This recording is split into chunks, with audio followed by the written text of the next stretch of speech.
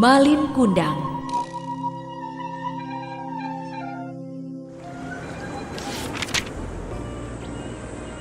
Pada zaman dahulu kala, hiduplah seorang anak bernama Malin Kundang bersama ayah dan ibunya yang miskin. Mereka tinggal di sebuah desa di tepi pantai. Desa itu kecil dan sepi.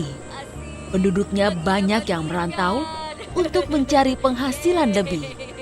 Tidak banyak yang bisa dilakukan di desa mereka. Tanahnya gersang, ikan di laut pun sedikit. Malin Kundang suka sekali bermain. Setiap hari kerjanya hanya mengejar ayam satu-satunya milik orang tuanya. Kemari kau burik, kemari. Malin kecil terus mengejar si burik. Ketika Malin Kundang berhasil menangkapnya, biasanya dia akan menyiksa ayam itu. Kena kau. Suatu hari, ayah Malin Kundang hendak pergi merantau ke negeri seberang. Konon katanya, negeri seberang sangat kaya dan cari uang di sana sangat mudah. Ayah berangkat ya, Malin? Iya, ayah. Ayah Malin Kundang segera ikut naik kapal bersama penduduk lain yang hendak merantau. Tinggallah ibu dan Malin di desa yang miskin itu. Hari demi hari, tidak ada kabar dari sang ayah. Sang ibu pun bekerja lebih keras untuk mencukupi kehidupan sehari-hari mereka. Ayo, silahkan dibeli. Sementara si Malin Kundang masih saja mengejar si burik. Ketika suatu hari hendak mengejar si burik, tiba-tiba Malin Kundang terjatuh. Aduh! Aduh!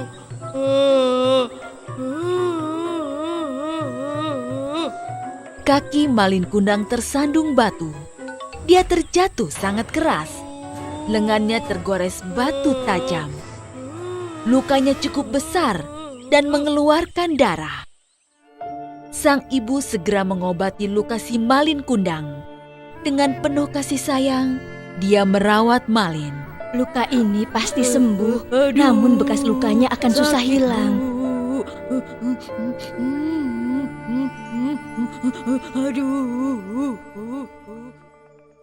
Hari berganti bulan, bulan berganti tahun, dan tahun berjalan dengan tergesa-gesa.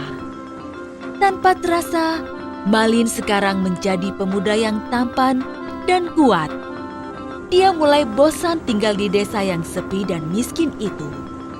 Dia ingin merantau seperti ayahnya. Aku akan merantau seperti ayah. Kemudian, Malin Kundang meminta izin kepada ibunya.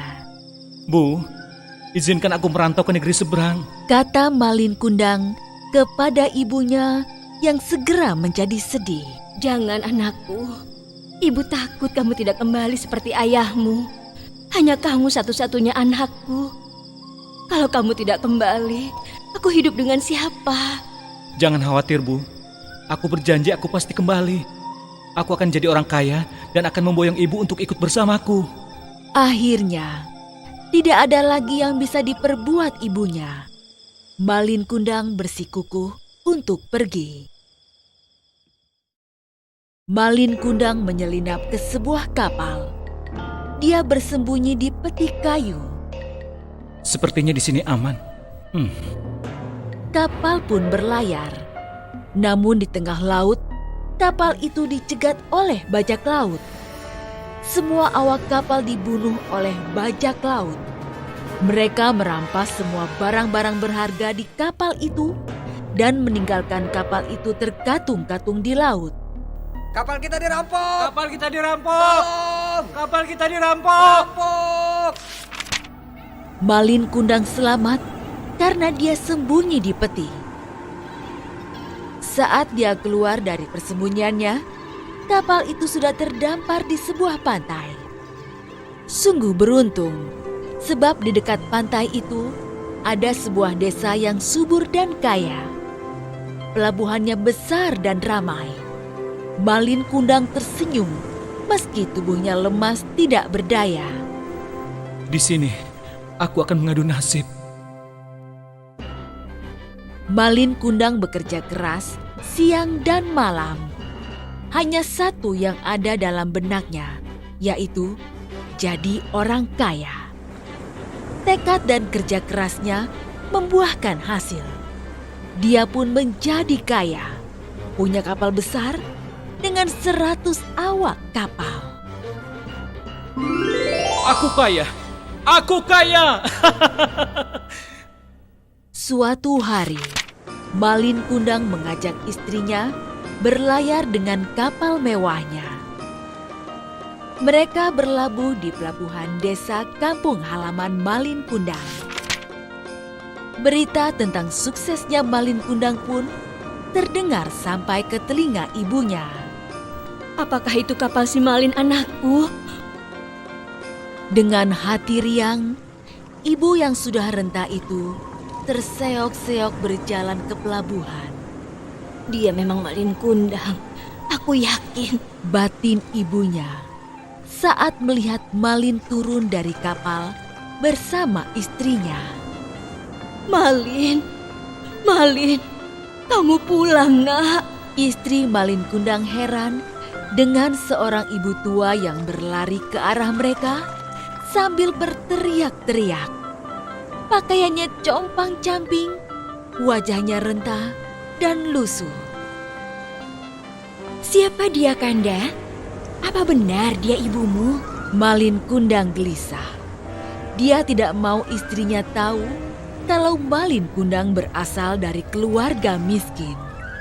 Entahlah Dinda, mungkin hanya pengemis tua yang mau minta sedekah. Ibu tua itu mendengar perkataan Malin Kundang dan berubah sedih. Masa kamu tidak mengenalku, wahai anakku? Aku ini ibumu yang membesarkanmu. Malin Kundang menjadi marah. Ibuku sudah lama mati.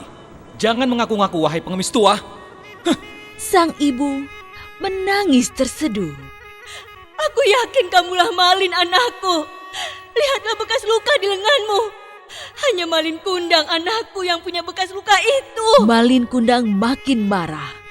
Dia menyuruh pengawalnya untuk mengusir ibu yang semakin terseduh-seduh.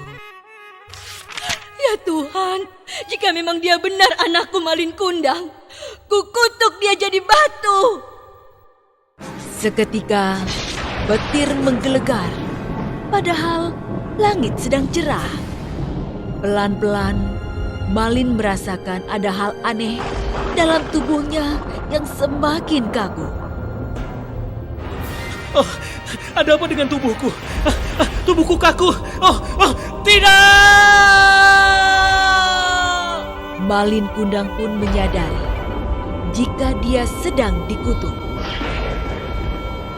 Malin bersimpuh, mencium tanah dan segera berubah menjadi batu.